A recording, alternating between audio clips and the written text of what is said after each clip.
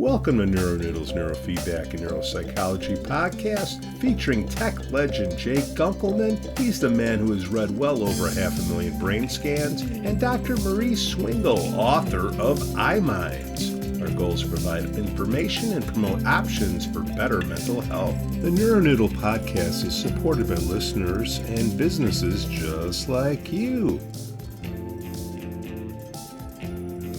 Hello, hello. Jay Gunkelman. At least what's left of Jay Gunkelman, you know. I haven't heard that one in a while. Well, I am co-host. I am parts missing like some chicken, you know. So there we go. He's solidly gone for the moment. All right, good. He's had his morning out and about. So loneliness, Jay. They say it's as bad as smoking 15 cigarettes a day. What Dr. says about Probably that. if you're lonely, you smoke 15 cigarettes a day, you know. So,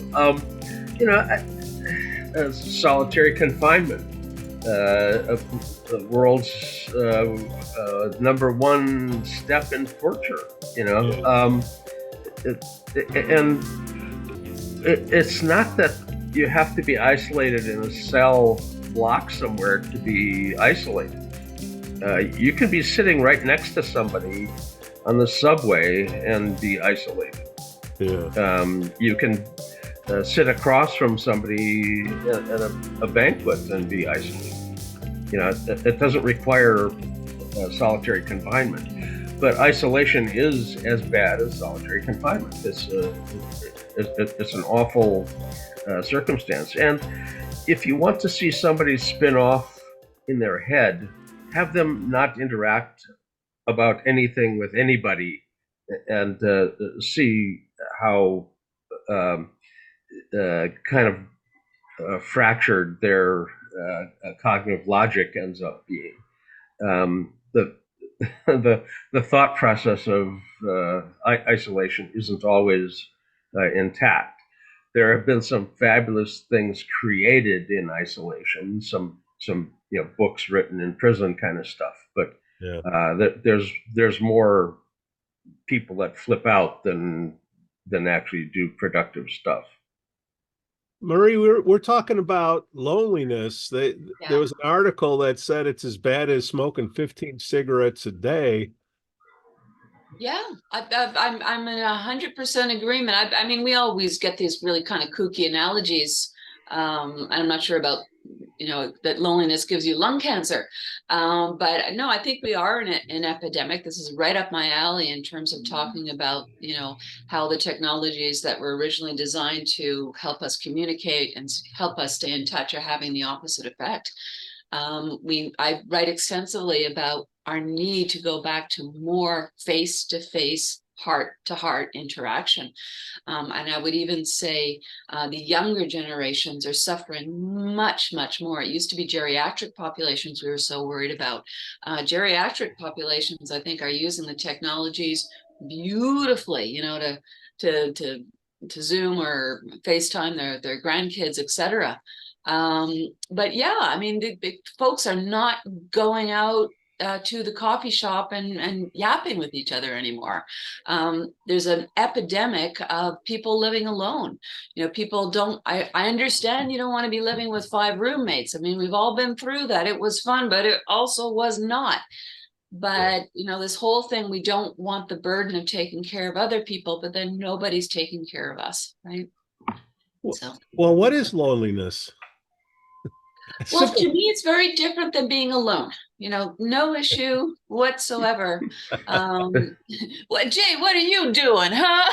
Are you a point? I'm sorry. Were we talking about something? Hold on, Jay. Self-inflicted loneliness. Yeah.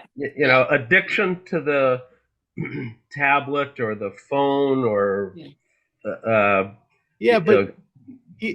virtual reality goggles, though. whatever. It's gone further that I think a lot of youth now never acquired the communication skills, that they just don't know how to go out and interact with individuals. Like nobody, okay, now I'm going into my absolutes.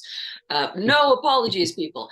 But if you don't pass that extremely awkward phase in adolescence where you learn to interact with the world as a child, and all of a sudden you're a more mature psychosocial sexual being, if you do not pass that awkward phase and learn how to communicate with people, you're a compromised individual and potentially a very lonely one. Hasn't this been going on for a long time? Okay, take away the cell phone. Jay, are you telling me you didn't sit at the kitchen table and one of the parents had their nose in a newspaper? It's different. It's different. Not that my family. It's a good point, though. We can't blame all of this on the technologies. Yeah, somebody isolating behind a newspaper in one generation, the TV in another one. You hit the nail on the head, Jay. Sorry, Pete, but we are far, far, far behind that now, or beyond, I should say. Well, you can't click a newspaper. I think that's the difference. Yes, you can. What planet are you on? Of course you can. Got you. 1956. I like to see him click on that newspaper. Yeah. No. Well, the telephone.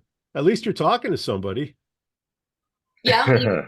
You have voice prosody, but how many folks are really talking? A lot of the things I hear are diatribe monologues, like when you're passing somebody on the street, is that classic holding up the phone. I don't know. Gentlemen, I am so I can't complain about people with the media watching podcasts, however. Of course not. That's an educational, positive use of a spare time moment that you can't have some social interaction for the moment. Then a podcast fits in very nicely. Yeah, we like to fit in somebody's routine, when they're by themselves. So are they technically lonely if they're working out by themselves but listening to us? Does that fill a void? I mean, jokes aside, if all of this is used as a compliment, not an issue. I mean, we all all of us know all of the extreme positives. The problem is it's an override. It's completely eclipsing other forms of relationships. And we were joking about the newspaper in the 1950s. I was a Walkman kid, that little cassette, the first gen Walkman. Oh my gosh. When I found a Walkman on my bicycle, wow, it was wonderful. It was a really kind of nice form of isolation. So, I mean, we all get the attraction no matter what generation we're from, but it's the complete and total override. Yes. And, everybody with the headphones in their own home, that's an interesting phenomenon. I never thought we'd see that, even when you are in an environment with your family. The interpersonal interaction, face to face, for me, one-on-one, that has self-regulatory interactions at a level that's not just the words or the facial expression or the handshake. There's biological regulatory interactions that are going on. Let's take that away.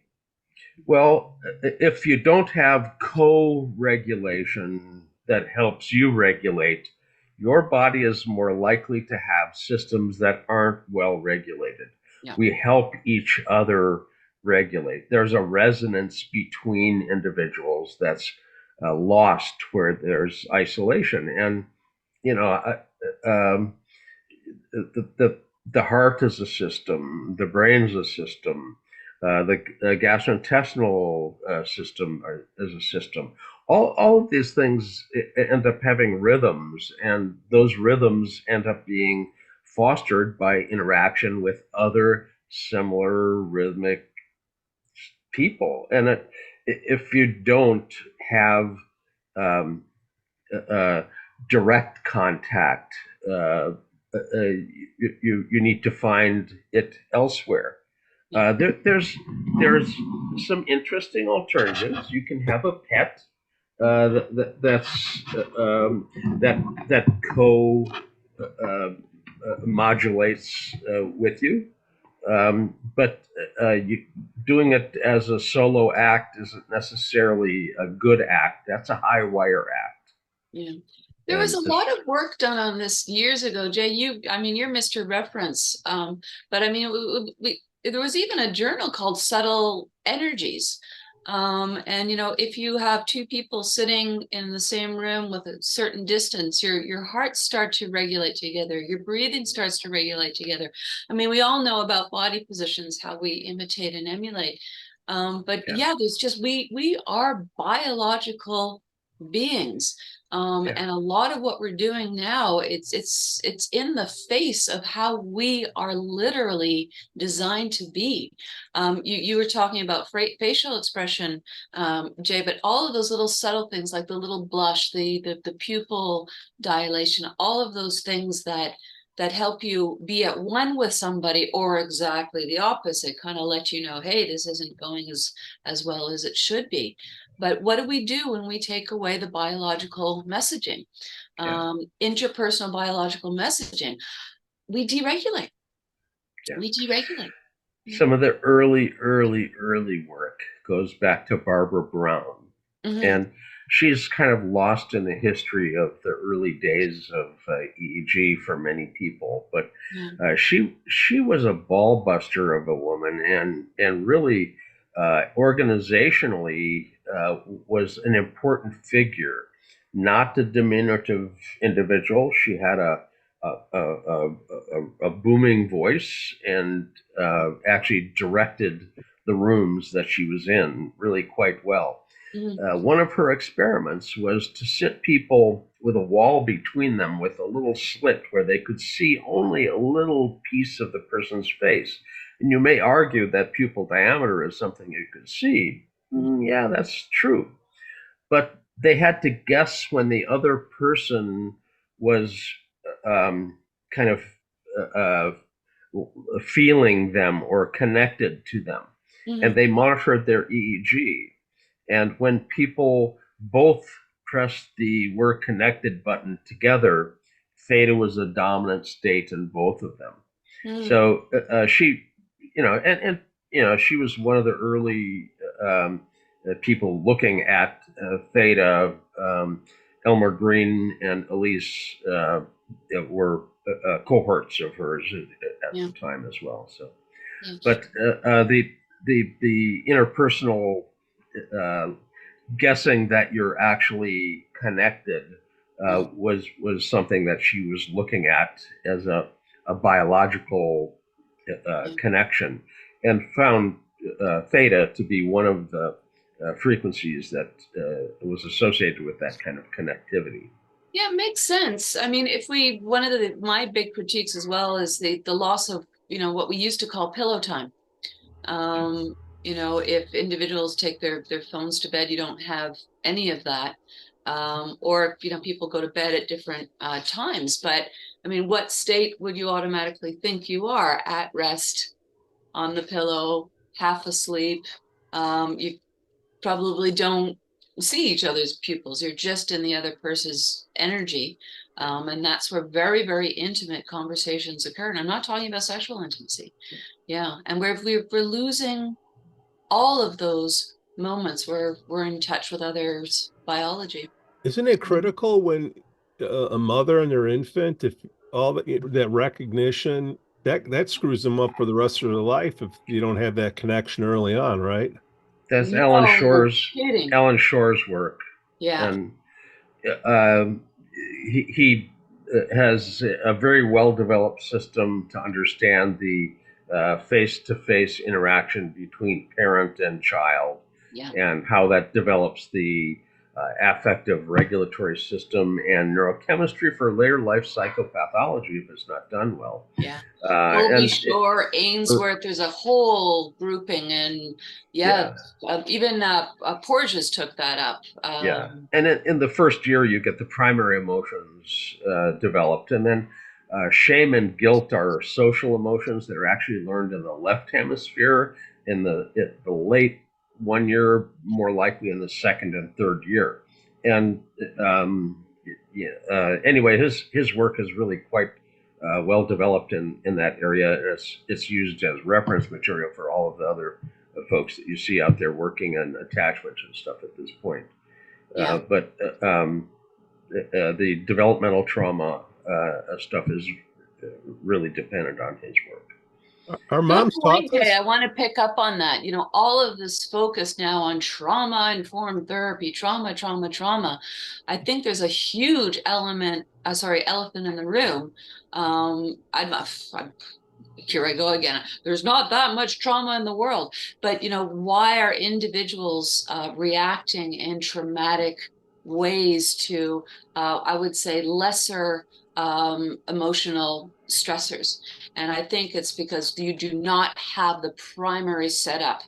You do not have solid attachment. You have not learned fundamental safety. And I think a lot of that is in the setup of 0 to 3. And I'm going to go loop right back to what we're all talking about. There's not enough literal face-to-face, heart-to-heart with primary caretakers.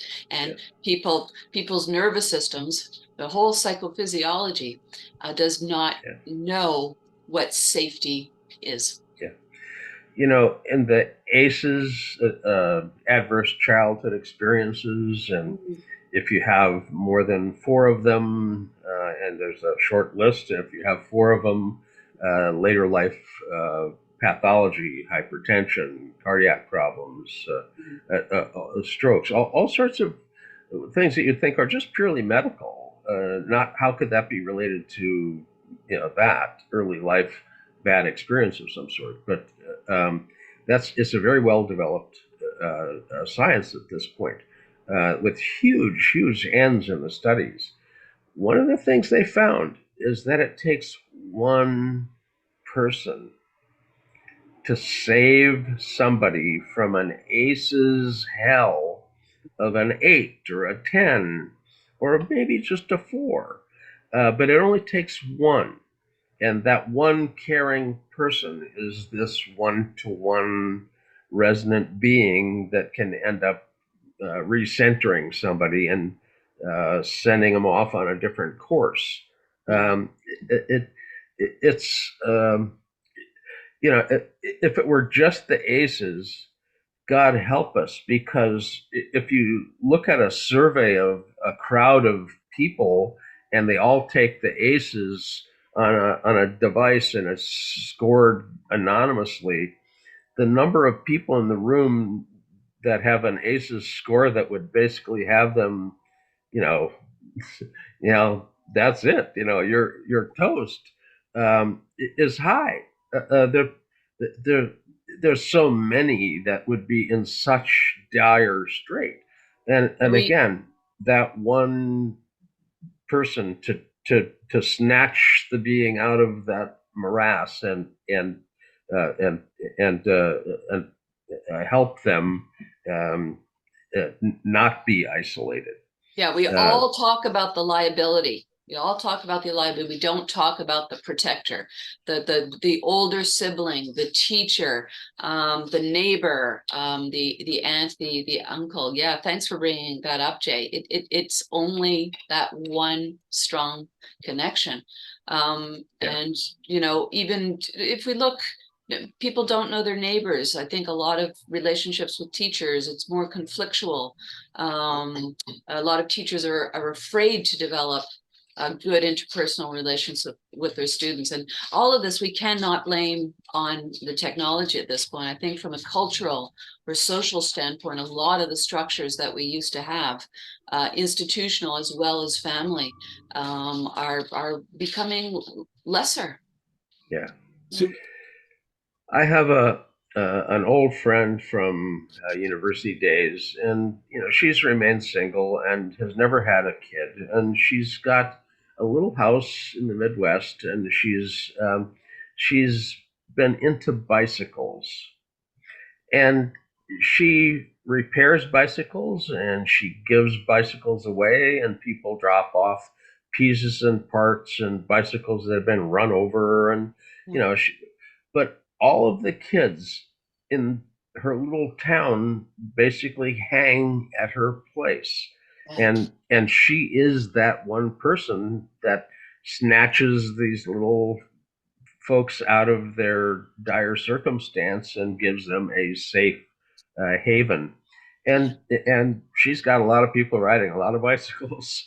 So I there are people that are um, those unique individuals out there, but you don't necessarily know who they are. They're not always the obvious person. That you don't have a shingle on the wall necessarily. In the little list of links that Pete sent out about things that may end up being part of the topic, there was one that talked about hairstylists, Yes. and barbery and hairstyling, or mani pedi, or massage, or some personal service of some sort. Uh, that can be a huge connection, and it takes time, and it's somebody you meet again and again. So it's and touch. Yeah. They did not mention that in the article. They had all these theories. They did not mention touch. Yeah. We Now become immediately more intimate in any service that has touch with it. It's a touchy subject in psychology, isn't it? Because you're not allowed to be touchy in psychology. If you're doing neurofeedback, you have to be touchy. I mean, how do you get this stuff on? So there's exceptions that are procedural issues, but it's still, it's it's an odd thing to have that limitation when touch and talk together are such a natural pairing. Yeah, but it's how you need one bad coach, one bad psychologist. There are always some really rotten apples out there, but for a whole industry and really good-willed, good-hearted people to not be able to reach out and touch somebody's hand when they're sharing a grief memory. But I mean, I work with a lot of kids, and I'm not saying it's on a daily basis, but especially the little ones, when you're sitting next to them, they lean in on you. They will put their hand on your thigh. And you're kind of in this really interesting decision point all the time. Can you take your hand off my thigh? Even verbalizing that makes it really, really wrong. And I think a lot of us on a daily basis just have to make these decisions. Like a kid comes up and hugs your leg. Did you ask my permission to hug you? I have some real issues with this.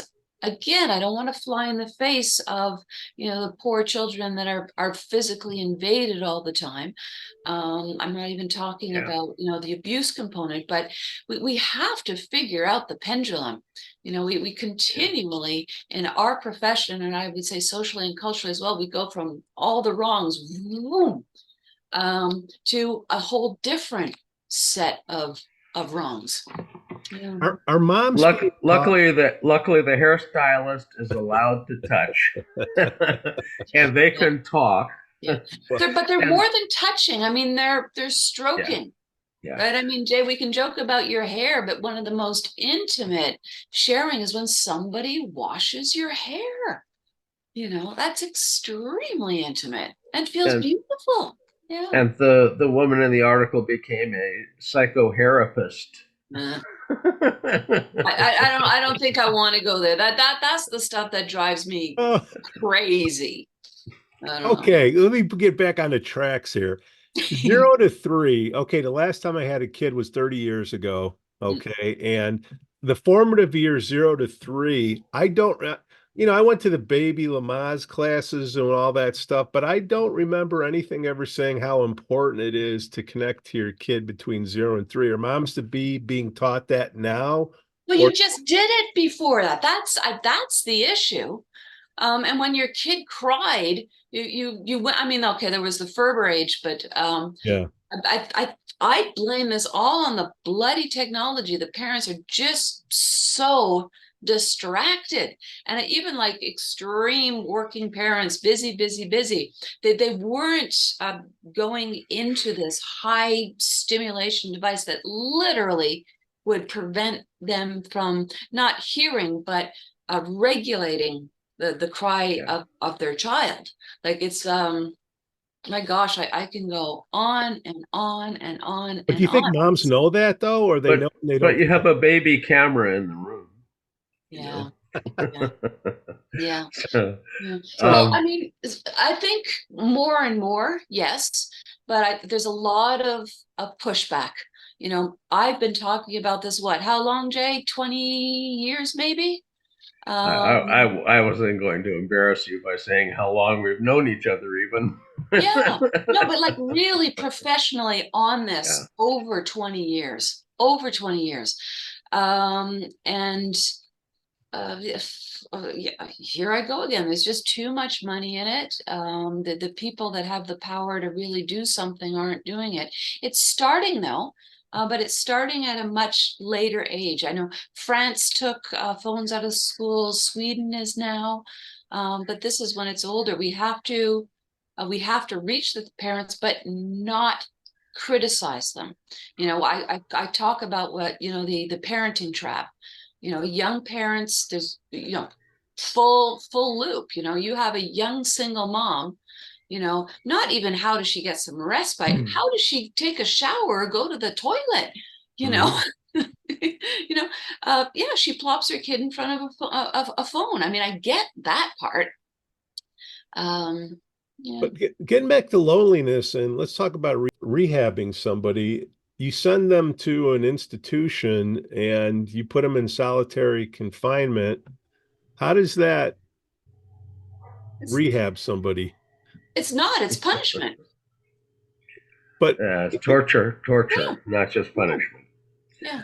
well, And it yeah. touchy We have a subject, but how we if have you a prison industry, and yeah, it's a big industry. Uh, Go to Denmark, and the person that has a crime ends up having a totally different experience. There's a lot of educational stuff. There's um, uh, job stuff. I mean, their system is not set up as a punitive, but as a rehabilitation system. Yeah, yeah. And the when it comes right down to it, we can't afford to keep spending money like we are on prisons and housing the number of people that we have in prisons. It's an unsustainable industry, and those resources are better spent elsewhere. Well, as Uh, you said, Jay, it's a full business. I would say the U.S. is one of the worst, excuse me, countries in the world for that. It's beyond for profit. We were talking about it's a punitive system, whether we call it punishment or torture, and it's an acculturation system. Anybody who goes in there on a first offense or some minor little thing, they pick up the culture of criminality. My outside perspective there is it has exactly the opposite effect of what the system is designed to do. Punish, okay, many of us do need a slap on the hand, okay, and rehabilitate or set you straight, turn you around. None of that is happening. so, but I mean, can people be? Well, you said Denmark, Jay. I mean, I've heard of that. I don't know what the stats are, but putting somebody in solitary confinement, that makes the person worse, correct? Yeah, and going to Denmark isn't like going to solitary confinement. That's a Yeah, very yeah. nice place. So, uh, So, so when you're in solitary confinement, what's happening? Is it like rumination? How does that come into play? You know, the thoughts in your head, you got nobody to connect with. What's going on in the noodle? Oh, there you go. Not that. well, every once in a while, a little bit of joy has to be injected into your Yes, day, and having a pup give you a smooch in the morning isn't a bad way to start. that's Mhm. So, so, Well, you even, know, that, let's throw that one in. We know that bringing little puppies and kittens and things into hospitals has a beautiful effect on healing. I'd be totally pro puppies in prisons. If people are having trouble interacting with other human beings, feel threatened by them, feel a need to hurt and harm other human beings, beautiful way to retrain individuals, rehabilitate, is having them care for and develop affection for another living creature. I mean, there's so many things that we could be doing, but we're so busy punishing people, and making money off of them. Birdman of Alcatraz. yeah, I was thinking the same thing. The number of stories of birds or rats or mice Yeah, or yeah, right. a cat that's made it into the prison system somehow. And, Mhm. you anyway, it's another being, and it's to a certain extent an like an icon that you can use to calm or center or represent, and you know that's classic in religion, across many religions. So uh, So if you're lonely, and I'm just thinking of like a monk, when they're by themselves and they're meditating and doing they're technically lonely because they're not thinking about anything. Is that Eh, what's going? wrong there's choice, I think. Wrong choice. Yeah. difference between being alone and being lonely. Yeah. Okay, Yeah. okay, And got it. also a profession wherein uh, they're not well, meditation is another form of prayer, right? There's an objective to the solitude. There's a seeking. There's actually a purpose to it. I would say in a prison system, or somebody who's all alone and isolated, that it's lack of purpose, lack of connectivity.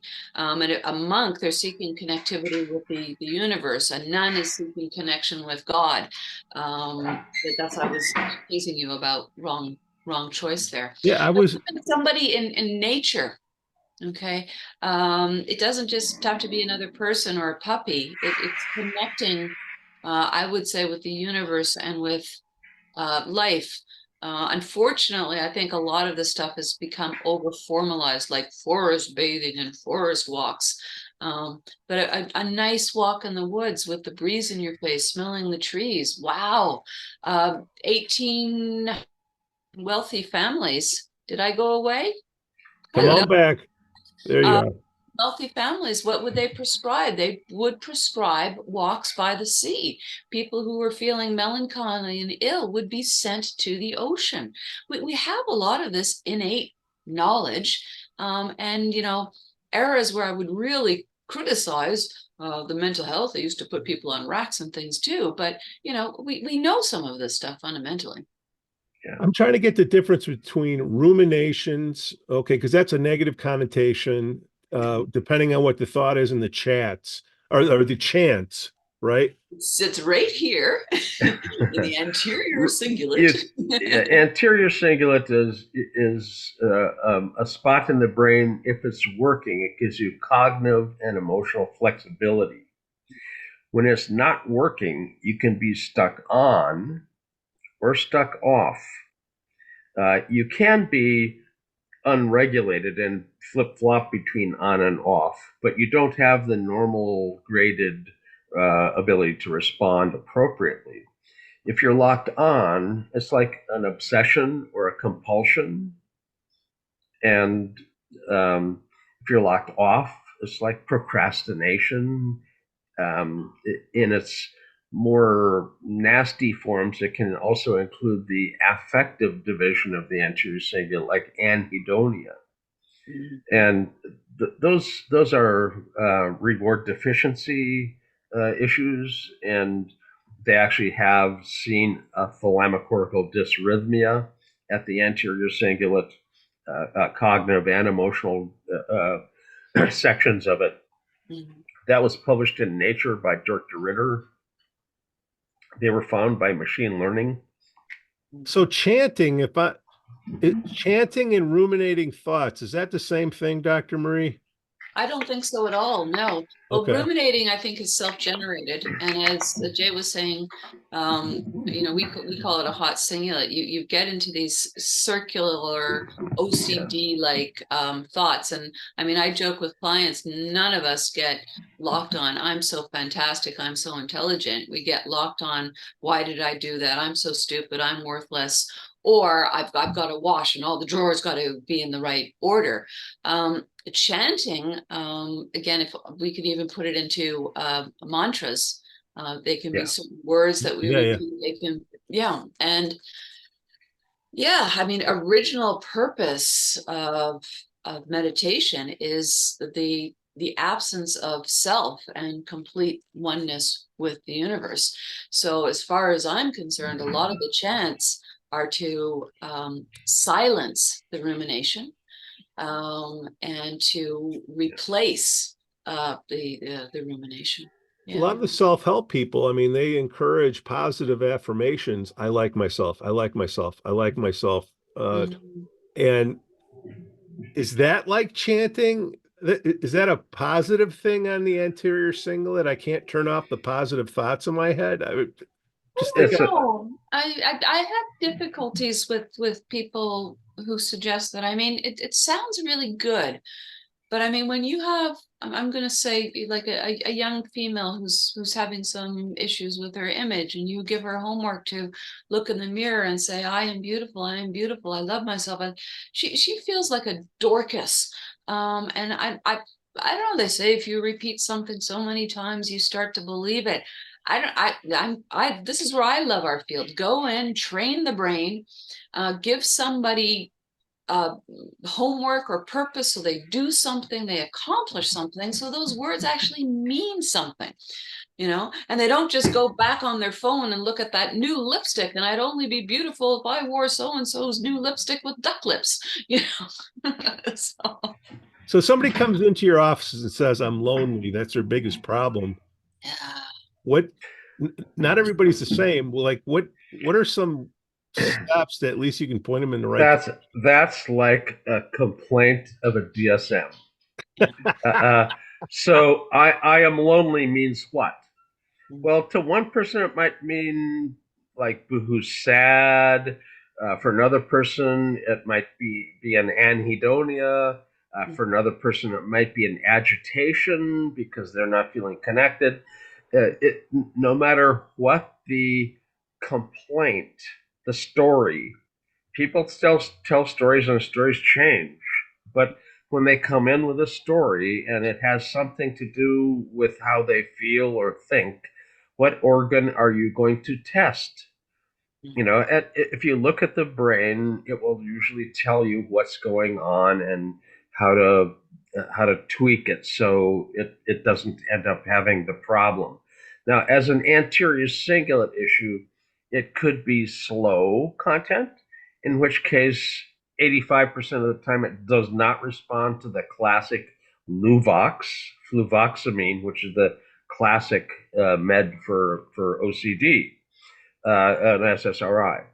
85% lack of response. Now, a placebo, you get a 35% response. So a 15% response is like a non responding group. So if you have an alpha below 10 hertz at the anterior cingulate, you'll be 85% of the time responding positively to that Luvox. That's why they give it. The alpha cluster responds well to it. If you have a beta spindle, the theta group or the slow group doesn't respond, but they don't have a bad response. It's just It's a waste of time and money, but it's not like they suddenly have a problem from it. The beta spindle variety or the very fast alpha variety, an SSRI is going to cause a problem. If it's just very fast alpha, tetracyclic instead of an SSRI will work. But if you have beta spindles, all of the SSRIs or antidepressants or anxiolytics that you throw at them are going to give them a worsening of their condition. You have to look and see what mode the anterior cingulate failure is in before you can assume that you have the right intervention. If the DSM worked, the diagnosis of OCD would give you the proper treatment. How many kinds of OCD are there? Well, one. Where in the DSM has it only been one and hasn't turned into two or three or four by now? OCD, one kind. We see three kinds: slow, alpha, beta. All three kinds have predictive medication responses that are different. There's different kinds of OCD. They're not behaviorally differentiable. They're differentiable in the EEG. So if you come in complaining of something, whatever it is, I want to look at the EEG. It's not like I don't believe your story, but it's just your story. I muster as much empathy as I can get, and I listen to the story of the person who's complaining of their addiction. But I don't know what their addiction is until I look. Is this the overarousal drive that 2/3 of the addiction people have? Or is this the anterior cingulate that has the obsessive compulsive drive? You know, the addiction can be treated effectively, but we have to figure out what kind it is, not based on the story of addiction. The DSM doesn't guide you for anything except billing. And I'm going to take us down a slightly different path, though. I'm not going to say yay DSM. I'm 100% with you, Jay, when you talk about addiction and the like.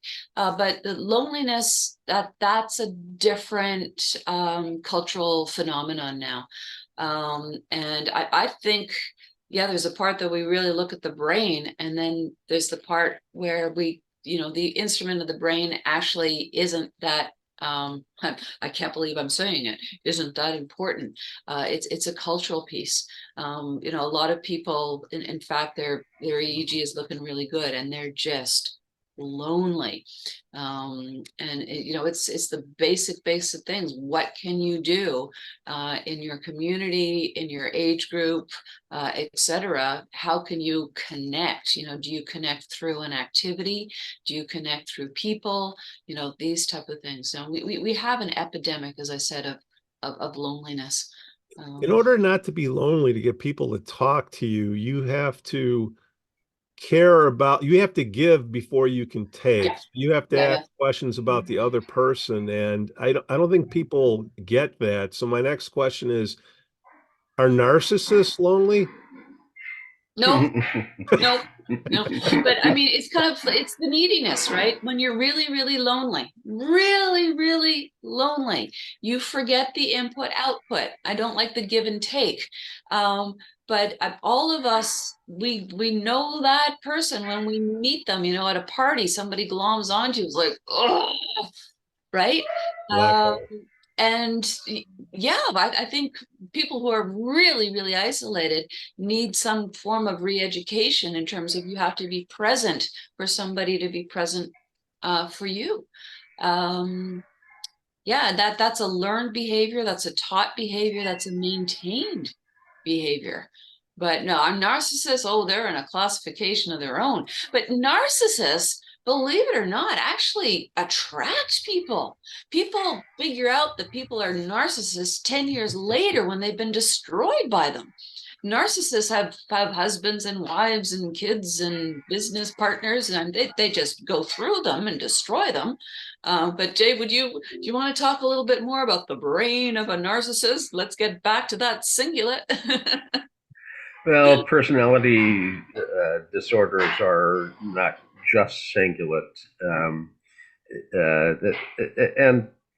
I have to say, I haven't heard Dirk Deridder say something is not fixable or treatable ever before until he talked about personality disorders. He says those are wired in so early in life that they're basically a core piece that he doesn't think is easily fixable. Now, this is a guy that digs into the brain and sticks in wires and stimulates things and cuts things out and stimulates from outside and inside both. I mean, he's if it can be tweaked, he's tweaked it. He invented the tweaker. So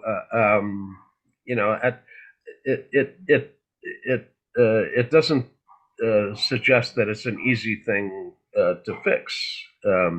It's not something he's seen as a feasible thing to fix. Yeah.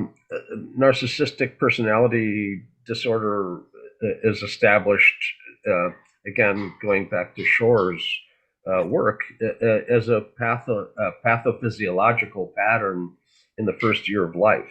Mm-hmm. And it's a core portion of your frontal lobe's wiring. And again, to get back into that without just doing an ice pick lobotomy, I mean, that'd fix it, but it wouldn't be right, Yeah. I think it's interesting. We're talking. We're coming beautifully full circle, and I tend to be a very optimistic person in terms of all the work we do. But I mean, we should have learned, and when something, we talk about neuronal Darwinism, neuronal pruning. Everybody's talking about the plasticity, but the core things that do not happen, we all talk about what does happen 0 to 3, but the core things that do not happen, I think it's gone. And we learned so much from the fortunately the situation is lesser and lesser, but from children that had been abandoned in early infancy. So the orphanages out of the Eastern European countries, and then all the little girls from China who, they were fed, their nappies were changed, but essentially they were just put in cribs and not touched. And bless all the individuals that adopted these beautiful little people. But in terms of the core attachment, they're just fundamental things. And we talk about primal abandonment. It's not that my mom didn't like me. There was none of that setup with another human being. Yeah, critical period. Yeah. If you go through a critical developmental period without vision, you can't establish. You can correct the eye, but you can't establish vision. Yeah, but we're doing the same thing now to our collective children by ignoring them on a phone or putting them on a phone, and then wondering why they're lonely later, or why there are some primary attachment issues, why people are having trouble pair bonding. We can go on and on. So we need that wake-up call. But this is a really tough one to talk about. Hey, we can't do anything if this didn't happen at age 8 months. But I mean, there's some truth to it. We would suggest that there may be ways to reprogram the pre-conscious, unconscious, but they're not normal, typical ways. So, well, only the lonely. Is this where we all start singing? Oh. Dr. Mari Swingle, Jay Gunkelman, all the lovely people out there. Roy Orbison, what a fabulous singer, Yeah, there we go. Well, maybe next show we'll talk about narcissism. Who knows? It's all about me. Marie J, you have a great weekend. Enjoy yours. All right, take care, guys. Bye, Pop. Bye, everyone. He abandoned me. He's got a chew toy on the floor now. Oh, yeah. So moved up. Bye-bye. All right, bye, guys. The Neuroniddle podcast is supported by listeners and businesses just like you.